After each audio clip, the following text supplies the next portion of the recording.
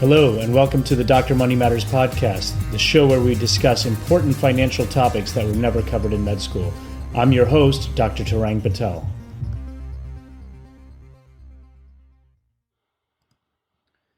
Okay, welcome back to another episode of the Dr. Money Matters podcast. I want to thank you for listening. It's been a year since I started this podcast, and creating it has been a great educational experience for me. I really appreciate all my guests for participating and joining me on this journey, and I hope you, the listener, have gotten something out of it as well. My ultimate goal is to help physicians and other healthcare professionals reach financial independence earlier by avoiding the usual pitfalls that has tripped them up previously. I've made many of these mistakes myself, including buying a house in Las Vegas right out of residency at the height of the real estate bubble. I didn't listen to my own instincts and bought a house even though I knew the price was too high. Within a few months of my purchase, the prices dropped and kept dropping for 4 straight years till they were 60% less than my original purchase price and 70% less than the peak. It was an expensive lesson that has definitely affected my own views on real estate. I bring this up today because our episode today is home purchasing, which is one of the biggest purchases that most people make in their lives. My guest today is Dr. Peter Kim, an anesthesiologist and entrepreneur who helps physicians with home purchasing with his company, Curbside Real Estate. We're going to talk about what he does and how he can help you purchasing a home or understanding the loan process on this episode. We're also going to discuss how he's able to juggle being a father, physician, and entrepreneur, and his advice for medical students and residents, and also discuss a little bit about the social mission that Curbside Real Estate has. So without further ado, Dr. Peter Kim. All right. Welcome back to another episode of the Dr. Money Matters podcast. My guest today is Dr. Peter Kim of Curbside Real Estate in Southern California. Dr. Kim is a practicing anesthesiologist who also created this company, Curbside Real Estate, that helps physicians with their home purchasing process and questions. Dr. Kim, welcome to the show. Cool. Honored to be here. Thanks for having me. So tell me a little bit about your background and what got you into medicine and anesthesiology, and then we'll talk about your company in a little bit. Great. Yeah. So like you mentioned, I'm an anesthesiologist. I live and work out here in Los Angeles. From the East Coast, though. I did all my schooling back on the East Coast. I met my wife out there and ended up following her out west and doing residency out here. And I just ended up settling here. I mean, when I was in medical school, I definitely didn't think I was going to be an anesthesiologist necessarily. I mean, I didn't go into it thinking I'd do that. I mean, my father's a surgeon. And so for some reason I thought I'd follow in his footsteps. But I mean, it turns out I had interest in so many different fields. It was really hard for me to differentiate, based purely on my level of interest. So really, I mean, amongst the fields I was interested in, I ultimately chose my profession based on the lifestyle I wanted to have. So that's how I became an anesthesiologist. Nice. Yeah. I'm a radiologist. There's that common acronym that I'm sure you've heard, the road fields: radiology, ophthalmology, anesthesia, and derm. So the lifestyle fields, hey, there's no complaints about that, right? Right. I mean, the good thing is my wife, she's a physician as well. She's an ophthalmologist. So, we have half of that covered right there. Nice. Okay. So let's talk about your company. Tell me a little bit about Curbside Real Estate and what made you get into the real estate business. Sure. I mean, it's a company that I started about 2 to 3 years ago. And when people ask me about it, I just tell them, look, we're a company with 2 missions. I mean, the first, and you mentioned this already, it's really to help physicians navigate the home buying process confidently, efficiently. I mean, no one teaches you this stuff, in medical school. And, we get to this stuff a little bit later in life. And as a physician, it's not like you have a good deal of time to figure it all out. So that's where we step in and we act as a personalized concierge type service to really shed some light on the whole process, provide education if you need it, and then connect you to good people. And we connect you to the best home loans available to you, and also to our network of carefully vetted real estate agents nationwide if you need it. And the second mission, it's our social mission. We really wouldn't be running this business without it. I mean, it's really become so integral and important to what we do. But we're really trying to take what we do with the business, with the funds that we have, with the reach that we've been able to have as a result of this business. And we try to make an impact on children around the world by addressing some housing, food, educational needs. Yeah, and it started a couple of years ago, really born out of my own difficulty in buying a home. I I was just like anybody else. I just finished my fellowship and I wanted to buy a home. I just thought that felt like that was kind of like a rite of passage, right? Right. And no one really tells you about this stuff, right? I mean, you kind of hear about it from your colleagues, but no one really talks about this stuff. So, I'm glad that you're out there trying to educate physicians. But yeah, talk a little bit about the process that you had when you were, just starting out. Right. I mean, no one tells you about this stuff. It was kind of a weird time when I came out of fellowship, and that was about 5 or 6 years ago initially. And the housing market was totally different than it is today. But they were trying to sell houses and they couldn't really. So my wife and I just happened to walk into an open house one day, and it was one of these new construction places, and there was a salesperson just sitting there, and he said, "Look, I think we have a great home for you." My wife and I, we fell in love with it at first sight. We negotiated a little bit there on the spot, and we said, "Sure, we'll buy it," but we had really no idea what that meant. And so the number seemed fine, and so he said, "Look, why don't you just get some financing and figure it out and let us know." And so again, I went straight to Google, looked up online. I said, how do I find a home loan? And so I started calling around, started trying to figure out who to talk to. I asked my parents, I asked some friends, ultimately just ended up at basically dead end after dead end. I just come out of training, didn't have a lot saved up, decent amount of student loans, myself and my wife. And so basically everyone said, look, we can't help you out. Come back in about 2 years. And so it was really frustrating. We felt like there's really nobody to help us out. I basically gave up on the process until I happened to just talk to one of my colleagues in the OR randomly. And he said, look, you got to find a physician home loan. And at that time, I had never even heard of such a thing. I had no idea there were specific home loans for physicians. And so he said, you got to look at a physician home loan who will help out, you out in your situation. And I said, who did you get to help you out? And he referred me to somebody, and it ended up being another dead end. But through a lot of internet search, calling, researching this, I actually found one guy who could help me out. And so he did. And of course, I'm, eternally grateful. And after the process, I knew a lot of my friends would be in the same situation. So I just reached out to all my friends, wrote them an email, said, look, if you're going to go through this process, don't waste your time. Just talk to me and I'll kind of tell you what I know. And maybe I'll get you this one guy if it's the right situation. And that kind of led to my friends reaching out to me. Some of their friends started reaching out to me. And then, a little light bulb went off and I said, look, this needs to be something out there for physicians as a service. And I didn't necessarily think about monetizing it. I just was trying to be helpful. And, through that process, I really grew to love the whole real estate home buying process. I ended up getting my real estate license. And that kind of, fast forward a couple of years later, and that's what it is today. So. Oh, wow. So you have your own license, but you work with people in all 50 states, like you said. Right. I mean, I learned that I'm limited, unfortunately, in terms of my time and my reach. I helped out, actually represented a few of my friends in their home buying process. But, when people started telling me, I'm moving out of state, I'm doing this, can you actually help me find somebody? I realized that, okay, there's another opportunity for me to help, right? And that's a way that I can ultimately scale this business. And I wanted to help people not only just in my little local area, I wanted to help people nationwide. And so I figured out the next best thing, right? Which was, if it wasn't me that was going to be able to do your deal, find somebody else that you can trust to help out in terms of the real estate side.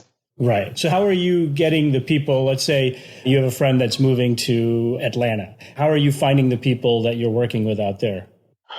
Actually, that's through referral and word of mouth. So at this point, luckily, we've been doing this enough years. We have a lot of connections through financial advisors. We have a lot of connections through lenders, right? We have a lot of real estate agents that we have good connections to. And so I personally, whenever I get a list of names of people in a certain area, there hasn't been an area where I haven't been able to connect somebody to. Luckily, the network, especially with the internet today and everything, we have a network that we can work through.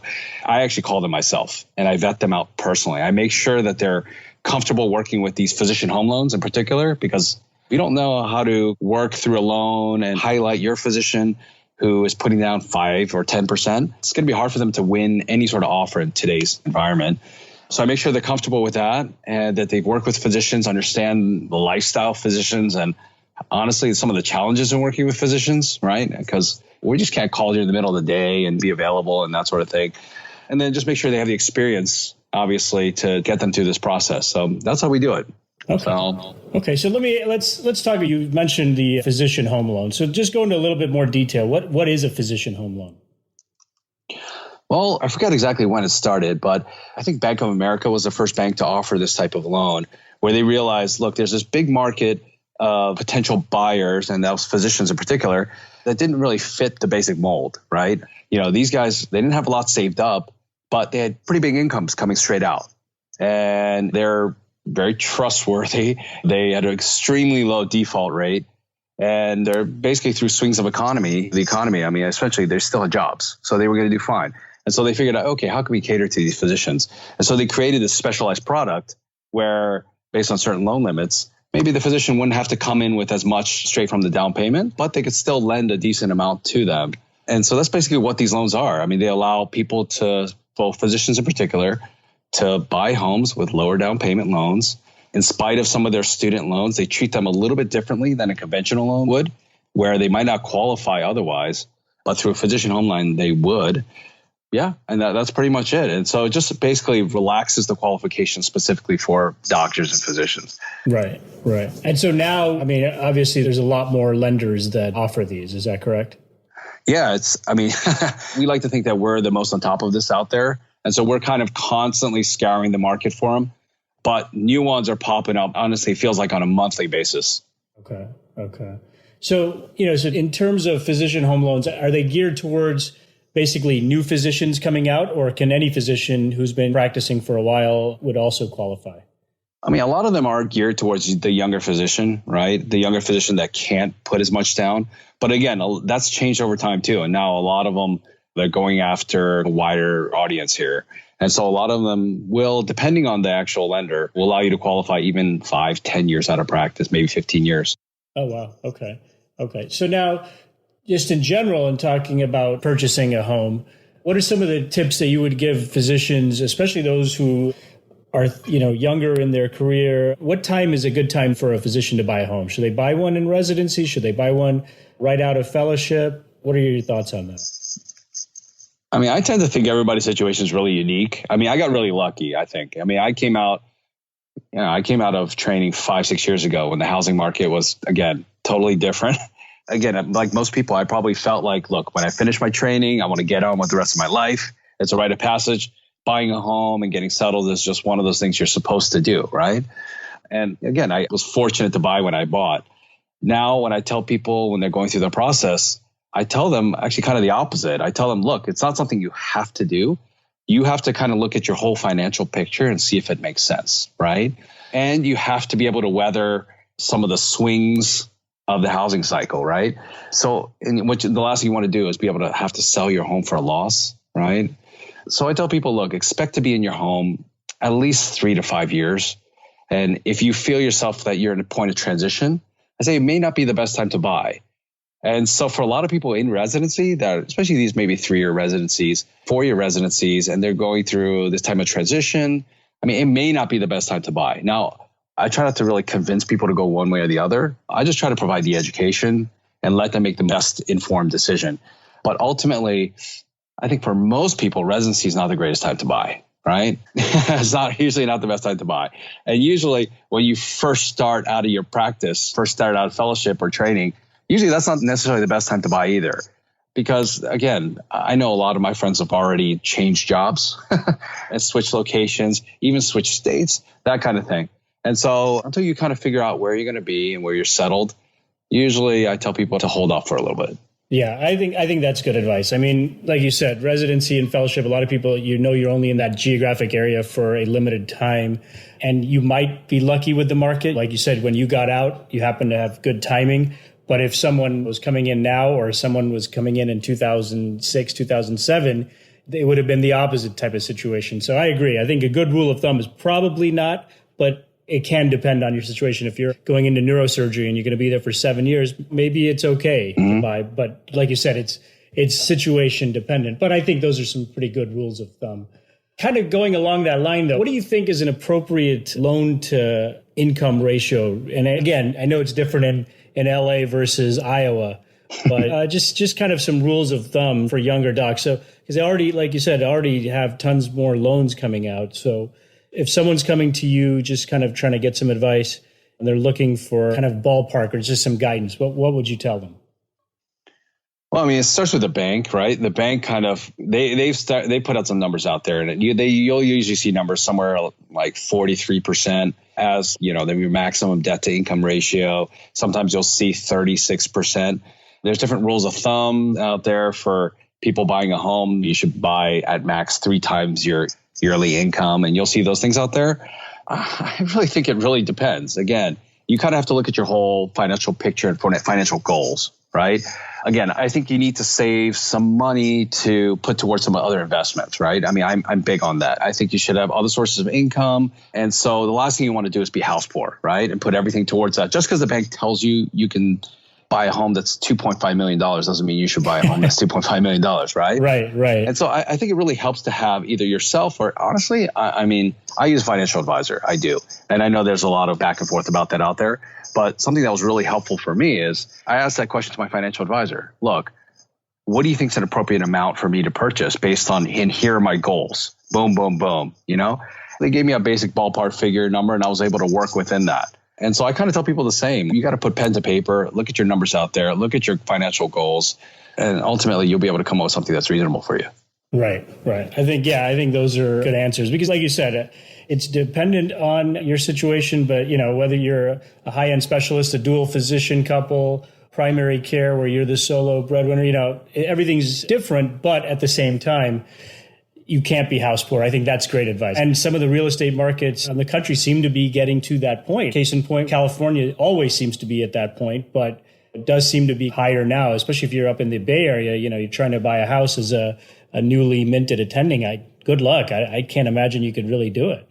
Yeah, I mean, even down here in Los Angeles, it's the average home. It seems like when people are trying to buy out here, it starts at $1 million, right? And so you just go by strict numbers and formulas and all that. Honestly, nobody will ever be able to buy a home out here, I think, based on the numbers alone. But sometimes it might make sense for you. So it's hard to say. Yeah. So talk about what do you think the real estate market is like in your area? Do you think we're at a high point, or I know it's tough to say, but yeah, I mean, it's definitely cyclical, just like the stock market. And based on what everyone's telling me in the lending world, the real estate world, we're definitely nearing the late part of the cycle, right? Inevitably, there will be some sort of correction, and no one knows exactly how much that will be. And I look at the market quite a bit out here, and you didn't see price reductions a year and a half ago. But now you're starting to see price reductions, houses sitting on the market for more than 30 days and things like that. So there are signs, right, of things shifting and changing. But again, you can't really time it that well. For example, I have friends who are sitting and waiting, and they're waiting for this so-called correction. They've been waiting for 2 years. Yeah, exactly. And unfortunately, every one of them, at this point, they feel like they've waited long enough. They have to continue to wait, So it's hard to say. But again, I think over time, as long as you're not trying to play the quick flip, if you think you're going to be in that home 5, 6, 7, 10 years and you won't have to sell it, I think you'll be all right. Yeah, and it's true. I think what you say about waiting, the same thing. People have been waiting for that stock market correction for the last 2-3 years as well. And it seems to continue to go up. So you're absolutely right. Just trying to get the short-term mentality out is probably the best advice. And so, like you said, if you're going for the longer time span, you should be okay. But it's that short-term, I was going to make that 2-year deal where a lot of people think, okay, I'm going to live in the house for a short term and make some capital gains and then take that $500,000 profit that's exempt from taxes and move it to the next one. I think that's where you start getting into the dangerous line of thinking. But you're right. Longer term probably should be okay. At least historically, you would have been okay. Right. I mean, if the exit strategy, it may not be to sell that place. For some people, they say, look, I want to buy this place and ultimately I want it to become a rental, right? And then ultimately buy my next home. I'm going to be saving up in the meanwhile, putting the down payment towards the next home. I think that's not a bad strategy, and that'll allow you to kind of weather any sort of ups and downs. So. Right. True. Okay. So let's talk about your company a little bit more. You mentioned the social mission. So tell me a little bit about that. Yeah. That's a really important part of what we do. And honestly, like I said before, we wouldn't be doing this business without it. It definitely hit a point about a year and a half, 2 years ago, where it was just taking up a lot of my time, energy, and effort. And I really got to a point where I was thinking, is this worth it? And it's funny, at that time, I had just read a book by the founder of Tom's Shoes, Blake Mycoskie. And in it, he talked about his need to feel like he connected his business to a greater good, create a for-profit business that does basically nonprofit good, but through funding of social projects. And so I was really, motivated by that. And I felt, look, I want to do the same thing with my business here. And so I really made it a goal of ours to say, look, for every transaction that we do, it's really going to impact the life of one child, one for one type model, right? That Tom's does. Right. And so I said, look, if that's my goal, how am I going to make this happen? And so we discovered, look, what we can do is with the funds that we're able to collect from doing a transaction with one of our realtors, we're able to take that and turn it around and affect the life of one child. And really, I said that, look, the needs that I want to meet are especially the needs of housing, food, and education. And so we've been able to do that. And so last year, we were able to build our first rescue home, our orphanage in India, where orphans are actually taught a trade, right? And they're put in an academy for 3 years. And out of this academy, they come out of it on the other side, having some sort of trade or profession, and they're able to provide for themselves economically, provide for their siblings. It's really an amazing thing. Wow. And so with every loan, with every home that we actually participate in, somehow, we make sure that one child is either funded in terms of the academy or given a home. Wow, that's great. I think that's one of the nice things about physicians who start businesses, or even physicians who become leaders in their hospital, whatever. They still at least maintain a little bit more of the caring attitude. Not that others don't necessarily, but I feel like it's just more within physicians and nurses and other health professionals, because that's what we've been doing. So that's great. I really respect that you've taken something that is profitable, but also have added to your mission and helping out others in need. So congratulations, and thanks to you for doing that. I think more of us could learn from people like you doing that. So thank you again. But you were saying you're a busy guy. You've got kids, a physician wife, practice, and now you've got also this company, and now, a social part on top of that. How are you managing your time? How are you doing all this? That's a good question. The thing is, I found the busier you get, the more organized and efficient you have to get, right? You have to be extremely attentional with your time, the busier you are. And that's something I've learned over the last couple of years, just to get better at it. The other thing I've learned is that, if it's important to you, you'll make time for it. And so before, I used to make excuses all the time. Look, I'm too busy. But I see it in a different light now. Basically, I think if you're too busy for something, it just really means that it's not important to you. So yeah, I've found a way to I started actually even reducing my time a little bit clinically to pick up some more time working on this business. Actually, I'm able to benefit a little bit financially from this business. And so again, I've been able to really just step away a little bit clinically. And yeah, that's given me a little bit more freedom to put towards things like this I'm passionate about. That's great. So your business, I'm assuming, is then growing, because if you're able to cut back a little bit, and it's benefiting others in need. So, that's tremendous. But where do you anticipate curbside real estate going? What are your goals with that in 5 years or so? First of all, I don't even think I mentioned this before. It's a free service, right? It's a free service for physicians. You didn't mention that. That's pretty important. So that's good. Yeah, it's a free service for physicians. And so I hope that all physicians will feel like they can benefit from this whenever buying a home, right? I try to make it like a win-win situation, right? There's really nothing to lose here. And so I hope that it's recognized as a service for all physicians whenever they want to buy a home. Now, hopefully they'll think about curbside and using it. And obviously, the more physicians that we help, the more social good we can do. And so I just want to continue to grow it. Good. All right. Well, that's great. Lastly, I always ask my guests what advice they would give financially to younger physicians, medical students, dental students, whatever. What are some of the things that you wish you would have learned about when you were at their stage? That's a good question. Something that I never thought about doing in medical school was pursuing other sources of income. And that's through investments, through other businesses. And it's not something that I even thought about doing or looking into. It's only in the last couple of years that I've started learning about it. And there, obviously there's some websites and some blogs out there that kind of help people to think about these kind of things. But it's something that I wish I would have started learning about a lot earlier. I think I would have made some smarter decisions, maybe even in terms of my loans. Even when I first came out of practice, especially that first couple years, I would have made a few smarter financial decisions that would have set me up a little bit better for the future. So what I do tell people is early on, there are these other things. Start learning about them early and devote some time and energy towards learning about them. Yeah, absolutely. I agree with that. One caveat to that is, and this is from mistakes that I've made too, is that you will be approached by a lot of people once you become an attending, and even your colleagues will probably have someone that they know that, may have an investment. Be very careful. Not to say you don't do it, but just realize that a lot of things aren't as easy as they seem. But I would say definitely learn about those things. Yeah, the more you learn about them, the better equipped you are to vet these things out, right? Not just to follow them blindly. Exactly.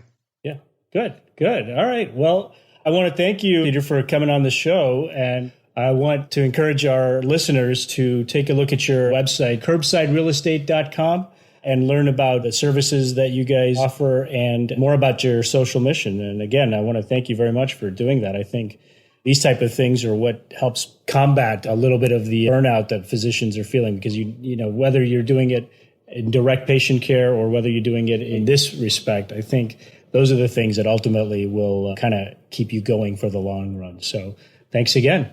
Hey, thanks for having me. I want to thank Dr. Peter Kim for being my guest on this episode of Dr. Money Matters. Buying a home is one of the largest purchases most of us will make, but it can be made easier by getting good advice. My own advice is that a personal residence is not an investment, but rather an expense item, which can turn out profitable, but you can't rely on that. Peter's company can be found at curbsiderealestate.com. And once again, please share the Dr. Money Matters podcast with your friends and colleagues. We are available on Apple Podcasts, Google Play, Stitcher, and also at drmoneymatters.com and on YouTube and Facebook. You can follow me on Twitter at drmoneymatters, and you can join our Dr. Money Matters Facebook group, where we discuss other topics besides just the episodes on the show. And once again, thanks for listening, and please continue to leave us positive reviews, which help this podcast and any other podcast that you listen to move up the charts on iTunes. More episodes will be released shortly.